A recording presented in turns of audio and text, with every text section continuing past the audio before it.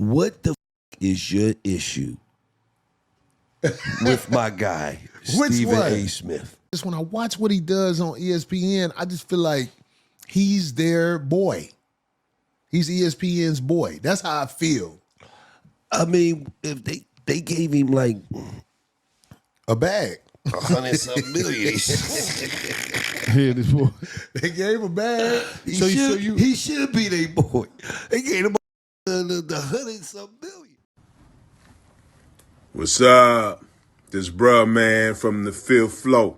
I just want you to know that you watching You Just Got Juiced reactions. Don't forget, you got the juice now.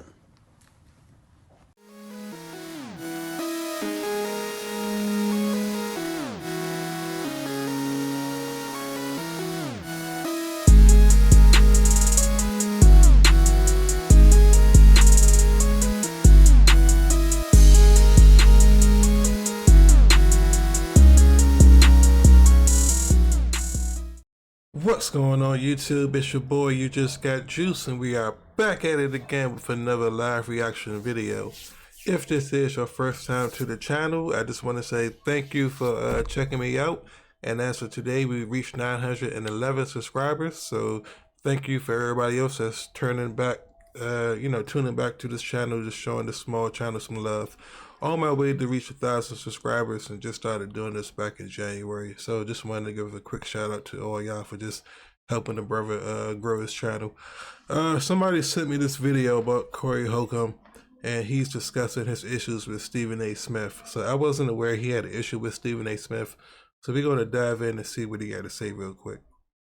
A lot of out here got picks. I ain't gonna say nothing. He too big for me to say something. Not on duty. So you don't give a if you feel like roasting a fucker, you're a roast.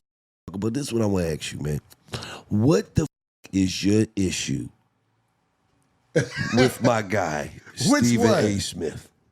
Oh man, Stephen A's. I mean, look, I'm gonna just try to be professional as I speak now. He's a company man. I don't like the fact that that brother has taken with pride a job where he gets to talk so much about black people on the air, but the dude who run the UFC, what's his name? Dana White? That's my friend. I was like, oh my God, he said Dana White is his friend. I know he don't talk to Dana White all the time.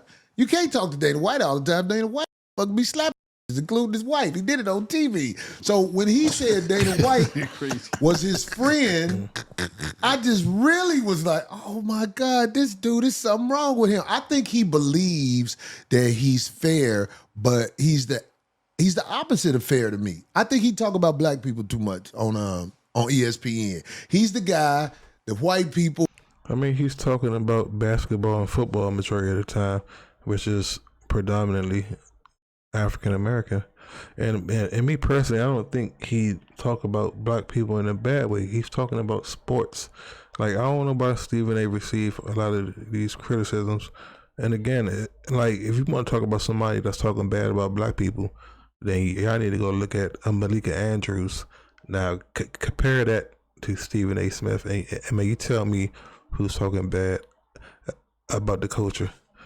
Like, even Skip Bayless had some moments where he would talk bad about black people, but again, it was just but for people to say that Stephen A. does this, I just think they just be fans of the person that they be talking about at that moment, and it's just the internet. It's just a lot of internet chatter. If a lot of people hated Stephen A. Smith, then he wouldn't be number one for the past 13 years.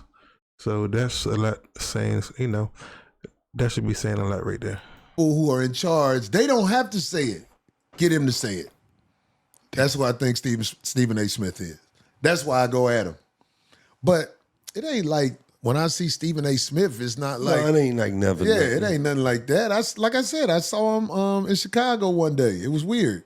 Because I used to be a big fan of Stephen A. Smith, because Stephen A. Smith, when I did the Shaq All-Star, he was sitting in this audience right next to Shaq. You know what I'm saying? And he was one of the first people that spoke to me after I got off stage, and I had like a real strong set and everything. So at one time it was cool, but it's just when I watch what he does on ESPN, I just feel like he's their boy.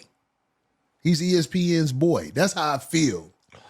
I mean, if they gave him like A bag. 100-something million. Here this boy. They gave him a bag. He should be their boy. They gave him the 100-something million. Well, I'm saying, like, for money, people would do all kinds of stuff. Because let me tell you something. I know for money, it's a whole bunch of people will be lined up to do what he do. Okay, in his defense, right? This episode of $1 Million Worth of Game is brought to you by interviewed him on our show. And I was confused about something. Because I'm like, the Eagles is the best team in the league. But every day, I'm like, every day when we wake up, Stephen A. speaks about the Dallas Cowboys for a half hour. So What when do you be dogging the Dallas Cowboys? Yeah, but regardless, you wasted too much time on these bums, man. These 3-win teams, man. You don't talk about 3-win teams this long, man. You don't talk about the Jacksonville Did you Jaguars say that when he like was that. here? Yeah. So what I'm saying is I asked him, why is it that you spend so much time talking about the Cowboys? And he basically said, Gilly, it's ratings. It's ratings. America's Before team. you said that, I'm just like, he gonna talk about what he told to talk about. So, but at the end of the day, they giving you $100 million for these ratings. If we got a proven system that when we talk about the Cowboys, the ratings is high, we gotta have that segment in there every day. Right, but You feel what I'm saying?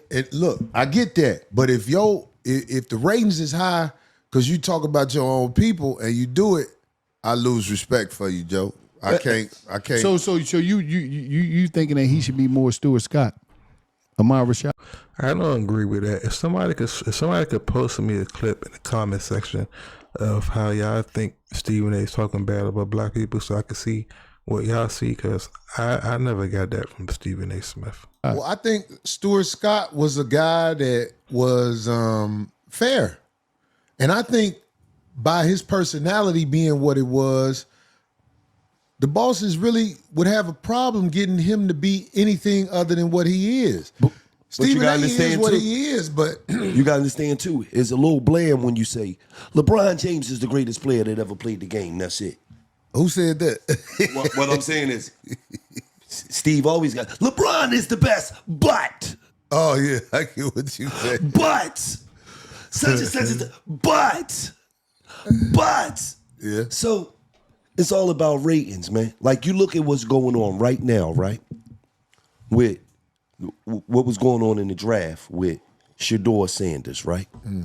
Okay, we can talk about this kid that goes to Texas, but how big is his story? Nobody knows him. They just know he played football. We know this kid background. We know his father. We know how he grew up.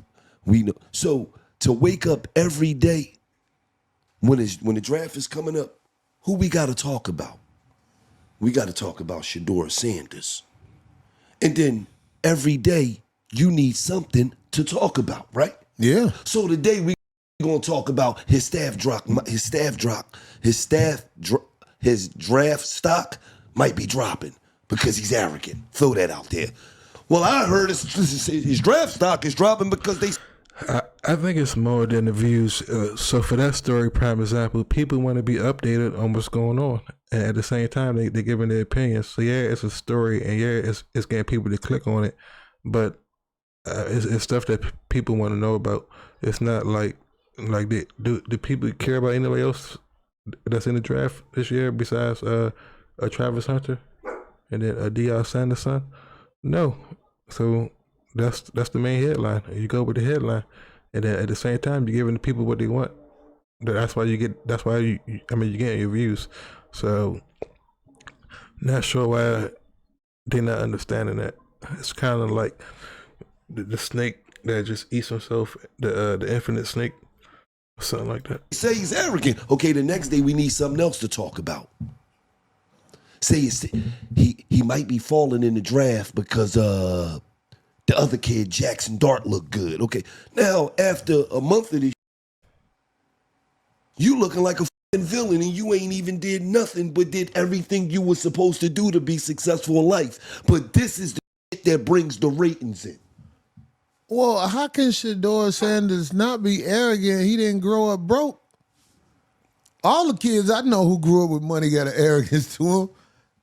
You know what I'm saying? Like, it's a different type of arrogance when I say that. But when you grow up not hurting for nothing, you don't grow up like everybody else. In fact, you are disabled most of the time. You know what I'm saying? Mm-hmm. But I still think he should have won in the first round. Absolutely. Without a doubt. But what I'm saying is, with them systems, it's all about the ratings and what drive the ratings. So, when he got to talk.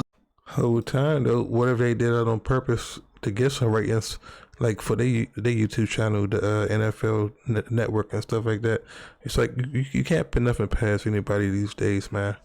And it's sad. Like anything is a possibility now when it comes to this internet viewership and stuff like that. That's why, I post what I want to post to what I think is entertaining to me, and then I give y'all what y'all want. Majority of my videos are Corey Holcomb videos because I know that's what the people tune into the most on my channel. But then when I post my other stuff, it's like I might get some views, but it's not the most as I get for Corey Holcomb. But I understand that, and I'm gonna work towards to build that. But at the end of the day, I understand the process. You give the people what you want to give them, and make sure that they're happy.